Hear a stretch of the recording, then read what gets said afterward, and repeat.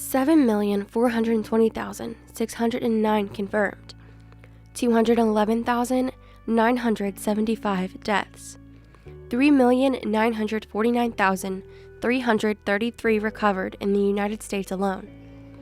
These are no random numbers, but rather the number of people that have been affected by the coronavirus. Nearly 30 million jobs have been lost across the country. So how does the 20th largest state in the country fare, you may wonder? So far, there have been 91,317 confirmed cases, 1,052 deaths, 77,606 recovered cases, and the numbers are still growing in Oklahoma. The big question is, how is education being affected by the virus, and what do education facilities look like in a post-quarantine world? Empty hallways, socially distanced chairs, masks, and sanitizer stations everywhere is the new reality for many schools across the country. How does this reality look to a teacher in a suburban high school in northeastern Oklahoma? According to Trish Hamilton, an algebra teacher in Cleveland, Oklahoma, it looks like a football team leading by example so that they can keep their season. They're wearing the masks and wishing people would more because they're willing to do whatever it takes to keep their season. The other kids, there's not really anything. And again, we don't really have that mandate, right? They are a little bit sticklers on the fact that I'm trying to social distance a little bit more in the classroom. And because we do have a virtual school within our school and our CPAC, which is our blended program, those numbers have went up because of Corona, which makes sense. But it's good because my biggest class, I have 20 kids in it. But my other classes, I only have 15, 11, 9, 4. I have very small classes, which is nice, so I can spread them out. I don't really like that. But they understand why. Cleveland Public Schools has a strong recommendation for masks rather than a mandate like the schools around them. Many people in the region believe that because of this recommendation, the school would not last a week, but they have been going strong since August 13th. While there have been changes in traditions that the school has held for years, the students understand and are accepting of the changes. We don't have pep assemblies this year, which has been kind of hard for some of them, because for some kids, that's really important. Other kids could care less. That's sad, but they get it again. We had to do handbook meetings via video in classrooms. I don't know what's going to happen on our Veterans Day assembly. It's probably going to have to be a video because we can't, and that part's kind of hard. While the students and administration at Cleveland High School are fully embracing the changes that have been set in place because of the coronavirus, the same cannot be said for a university on the other side of the state. Across the state at Northwestern Oklahoma State University, junior agriculture education major Brittany Stewart feels that there has been both an overreaction and an appropriate reaction on campus.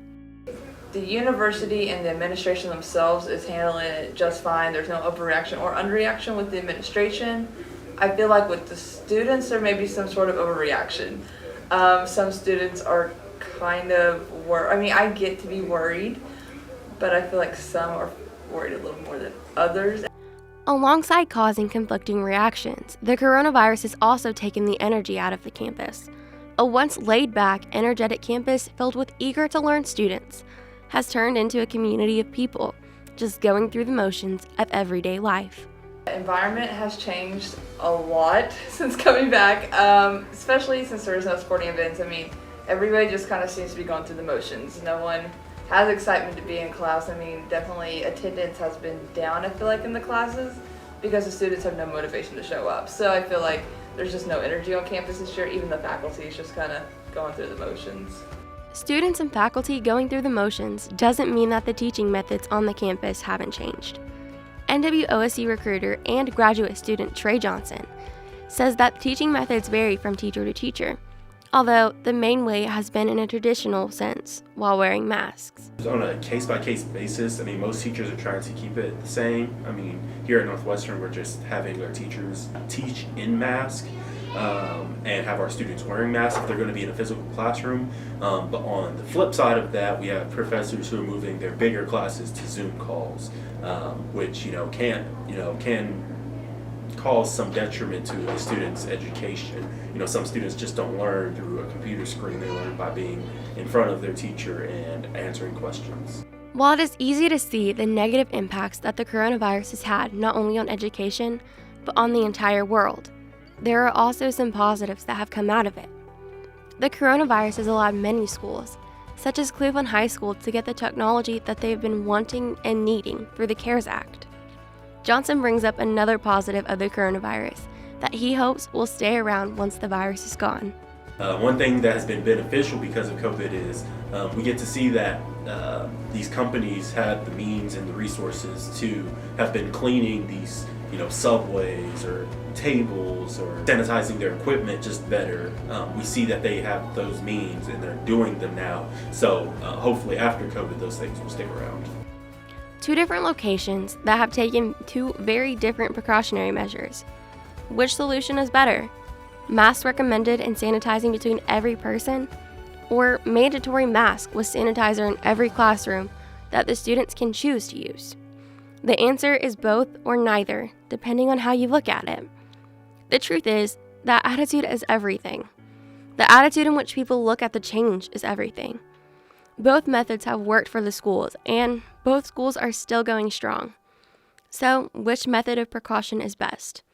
That's a decision you have to make for yourself.